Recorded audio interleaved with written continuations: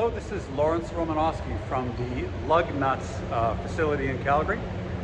This is a wonderful new shop that opened that you can rent space, you can rent bays, and they charge by the hour, and it includes a full assortment of tools and engine hoists, spring compressors, virtually anything you need to work on your car. And so I'm using it to do my photo work and my video work because I like the idea of being able to put the car on a hoist and then take my time and go through it. And you really get a lot of confidence, I think, looking at a classic car when you get a video of what it looks like underneath.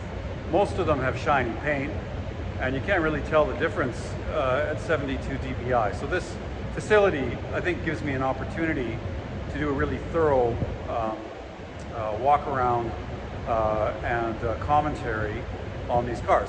So I'll turn it around and we'll just go through this Jeepster. The Jeepster has a kind of an interesting story. You know, WILLYS was, it was a major concern, especially in the turn of the 19th century, where it was second only to Ford in sales. It doesn't sound like it, the management of the company was that harmonious, and I think they ran into trouble, and with the Great Depression in the 1930s, they went into receivership. They were then bought out of receivership, and they made a series of small, inexpensive cars in the 1930s. World War II changed the fortunes of the company significantly because they, of course, made the WILLYS Jeep, and hundreds of thousands of those were made and sold. But when it came to the end of the war, then WILLYS and lots of other manufacturers were really scratching their heads as to, what can they still produce. The Jeeps were, they made so many of them that they weren't even worth paying the shipping to get them back from foreign countries into the States. They were just abandoned and or scrapped. So clearly there wasn't a business to continue making Jeeps. So they had to come up with something else.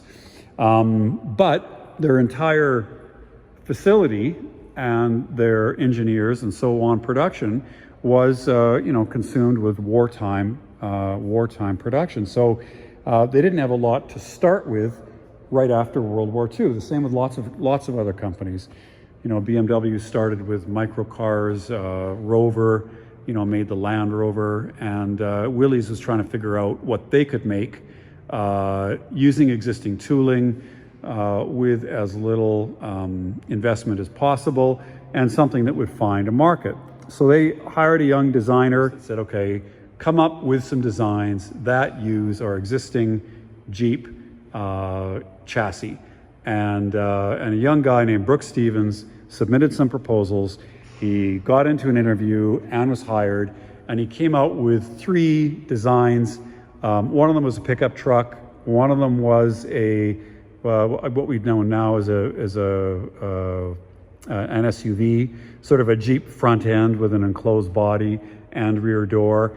And they wanted something a little sportier, and so they called it they asked them to come up with a sports car, which is the Jeepster.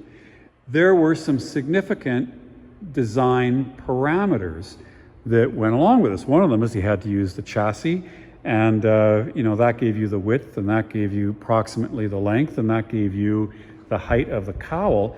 But the main constraint that he had was that the only facility that was available to build this sports car Jeep was a washing machine facility, and the dies that they had a depth of only 6 inches, which means that any of the panels could only be 6 inches deep. So like this hood, for instance, that would have a draw or a depth of more than 6 inches would have to be then welded in pieces to get the final panel. And that's why the car is basically slab-sided, because of the limitation of the steel presses would only allow so much depth. Okay, so that's kind of how we got to a car that looks like this. Now, the Jeepster, it's always been a little bit of a, let's just say, maybe confused for what it is. The manufacturer called it a sports phaeton. Phaeton being the name of a pre-war luxurious car with a removable roof and side curtains. A phaeton had side curtains, and a coupe or a cabriolet had the roll-up windows. So they called this a sports phaeton.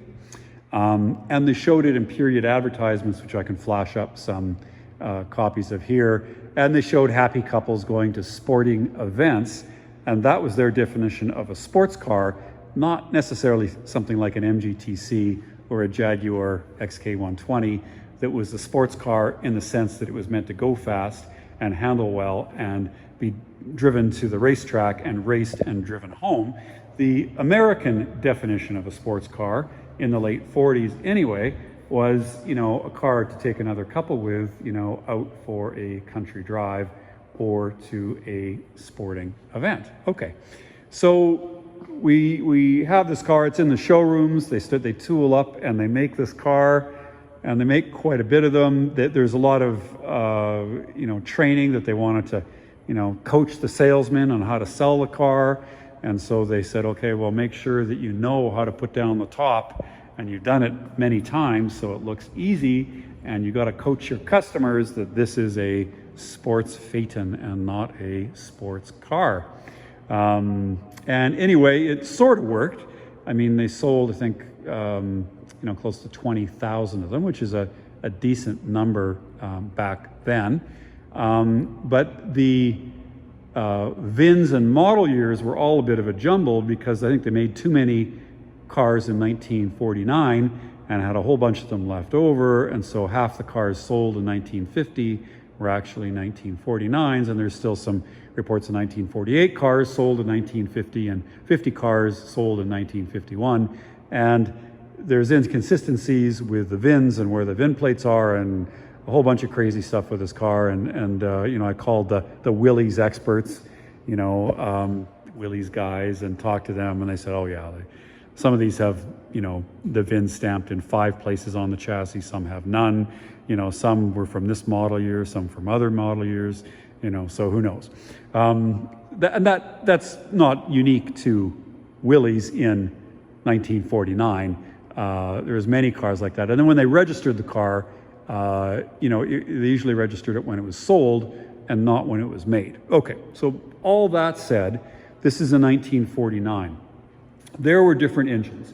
They started out with the Jeep engine, which they called a Go Devil engine. It had 60 horsepower, and that was the engine they had for 1949. They added a Lightning engine. This was a straight 6, 72 horsepower, but quite a lot smoother and more refined. And then if I've got my dates right, in 1950, they came out with new engines. They revised the Lightning engine, and they called it I forget. The Go Devil engine, though, they came out with a new 4-cylinder, and I think that was the Hurricane. I'll flash the name of the correct names of the engines on the video. But anyway, for 1950, they got a new family of engines, mildly reworked for the 6-cylinder, and I think substantially reworked for the 4-cylinder. Okay, so in 1948, you could have just the 4-cylinder. In 1949, you could have the 4-cylinder or the 6-cylinder. In 1950 and 51, you could have the significantly improved 4-cylinder or the lightly modified 6-cylinder, but you had your choice of 2 engines. Okay. The fact that this was the first of the 6 cylinders dates it to 1949, and it has the Lightning engine in it. And we believe the engine and gearbox are correct for this car, although we don't have any documentation to prove that. Okay, So that's the story of it, and it didn't sell that well. And then I think 1951 was the last year, and they would have just sold out their remaining stock and gotten out of that segment. After it went out of production, there was a lot of cries for people that still wanted one, and so then it went back into production later, later in the 60s. I have to get that dated, and then, but it was not based on the wartime Jeep chassis. I think it was based on a CJ6 at that time. So there was another model of a Jeepster, something called a Commando, that look similar, but they're not really the same thing, and they're not based on the 40s Jeep platform.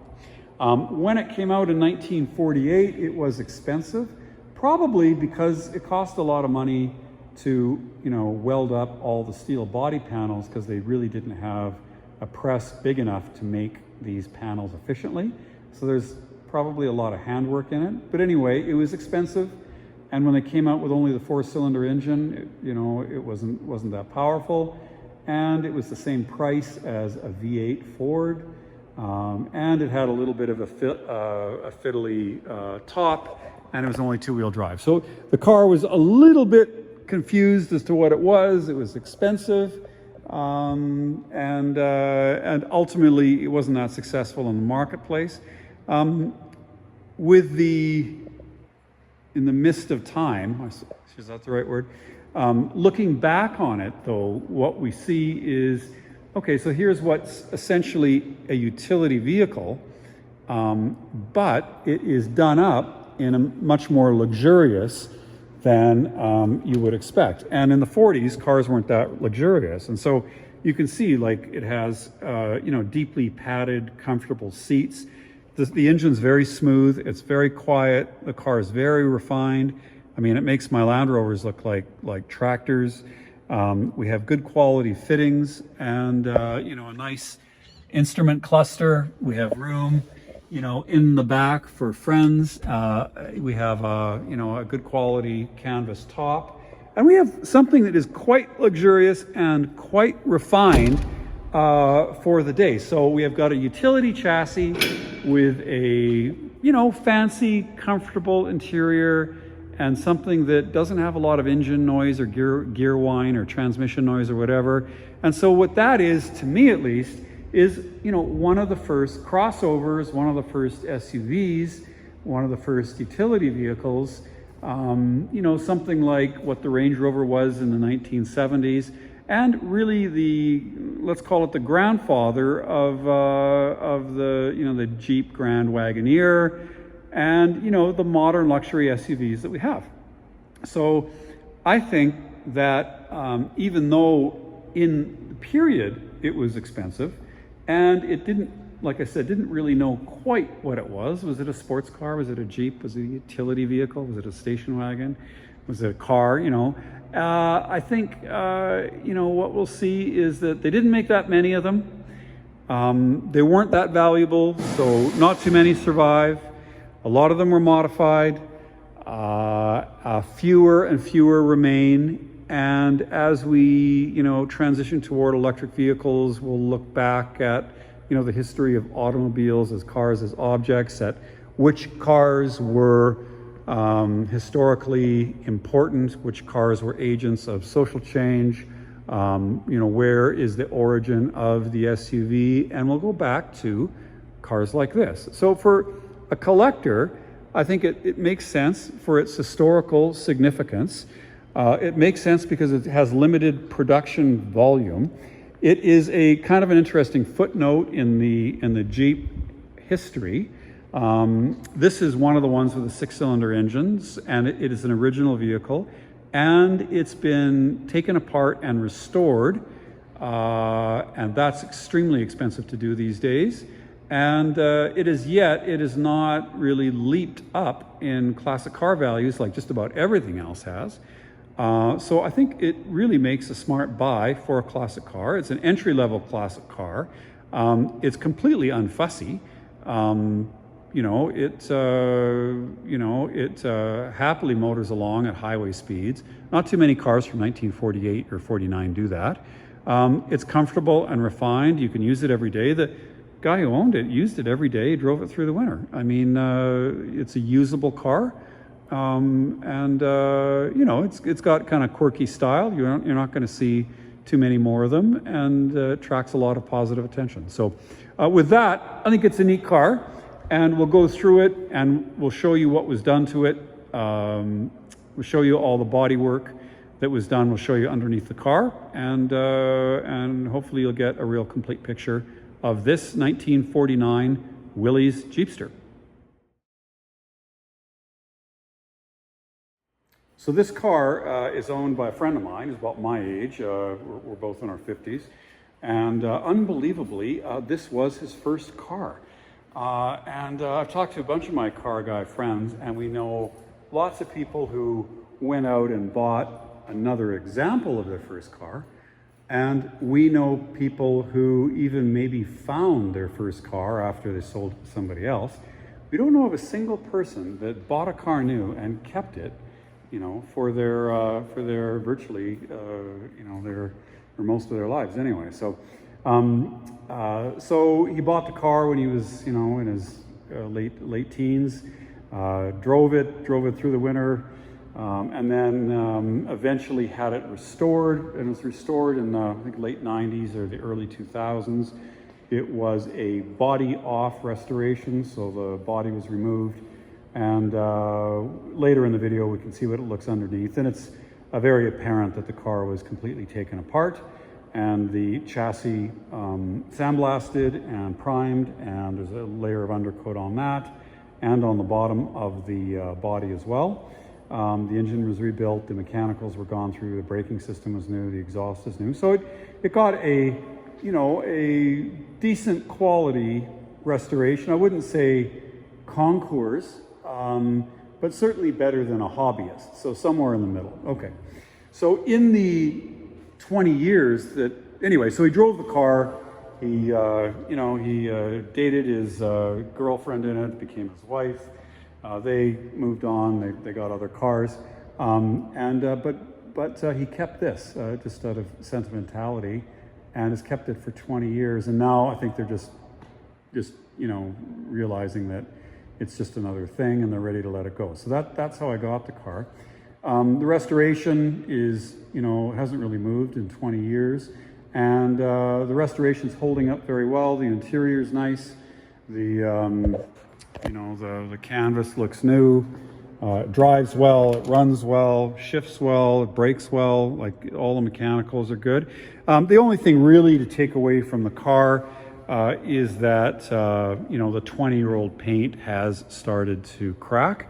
So this could either be used to be, just use the car as is. It still looks great. If you get up close to it, you can see flaws in the paintwork. Later in the video, I'll go through and I'll document and photograph, all of those different flaws. It looks like, I'm not sure what happened here. There's an aerial that's supposed to go there, and the wipers. We have some of the parts for the wipers, but those weren't installed. This goes right into the interior, so you want to make sure that's covered if it's outside.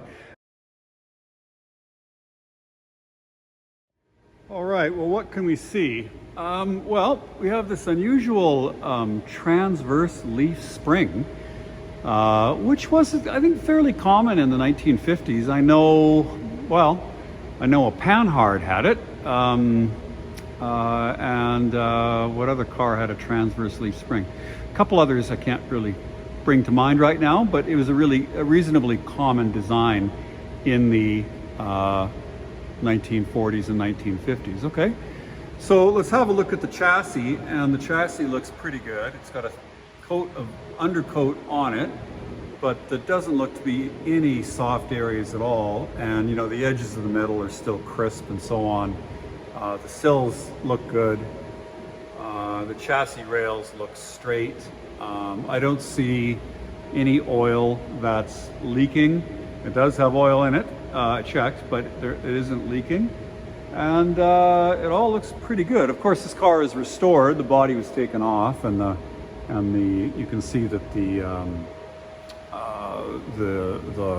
chassis and the body were undercoated. Now we have this. So it's a ladder frame. We have the two big longitudinal rails. Then we have this steel support brace here, and it all looks pretty good, actually. Looks pretty good. I can't see any evidence of any soft metal corrosion, rusting, damage, dents, holes in the floor, anything. It looks actually really nice. Okay, so and the vehicle was restored. It was just restored a long time ago, but the chassis doesn't seem to have suffered at all. All the wiring seems reasonably tidy. I don't see any leaks from anything. The appropriate pins are put in the right places, and the shift forks, selector forks, braking, which leads me to believe it was done professionally.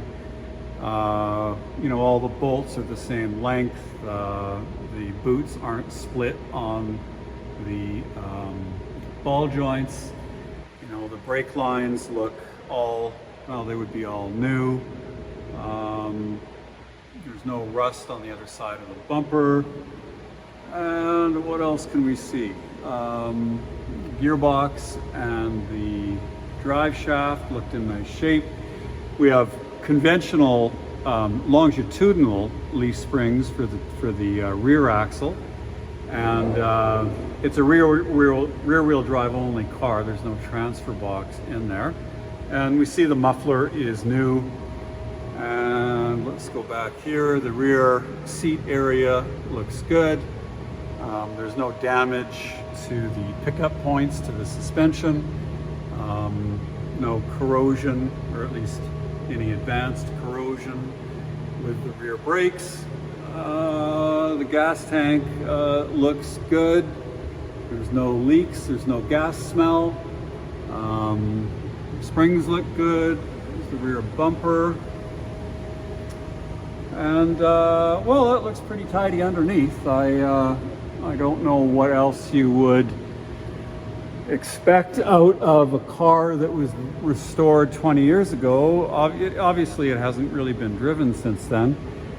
You can see the fuel pump and back of the differential, and I can walk you through the car again. So it looks pretty. It looks pretty good. I mean, I don't know what, if any, rust repair was ever done to the chassis of this car. I mean, it just looks, every little bit of it looks pretty crisp. I don't see any soft metal at all, or evidence of patching. I don't see any evidence of accident damage. It all looks pretty good. And I don't see evidence of anything leaking either. So, this car, everything on this car would have been taken apart, in and around the late 90s or the early 2000s. And it would have been restored. I mean, that job today would be $60,000, $70,000, $80,000, something like that. You wouldn't be able to get that done for any less than that. Could very well be $100,000. So, all the hard work is done. The only thing is, with the paint got, it's been 20 years old and it's starting to crack in some places. But other than that, the restoration is still pretty fresh. Interior is nice, no smells, no rips, no tears. Top's nice, all the canvas is nice. Really, it's just those few bodywork issues that are easy enough to address, and you can see them.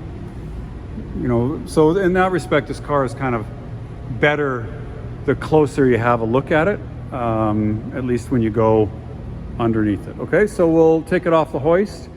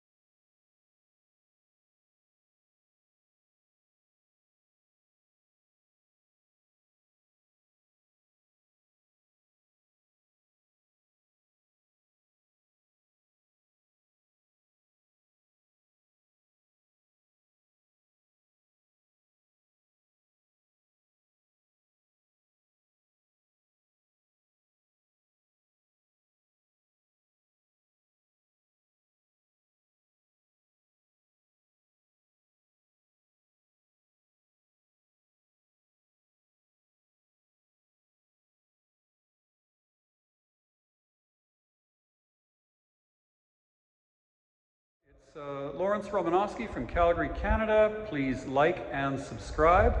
And if you are in the market for an affordable classic that has had a restoration, then maybe look at this one a little bit more seriously. Until then, until my next video, thank you very much and have a great night.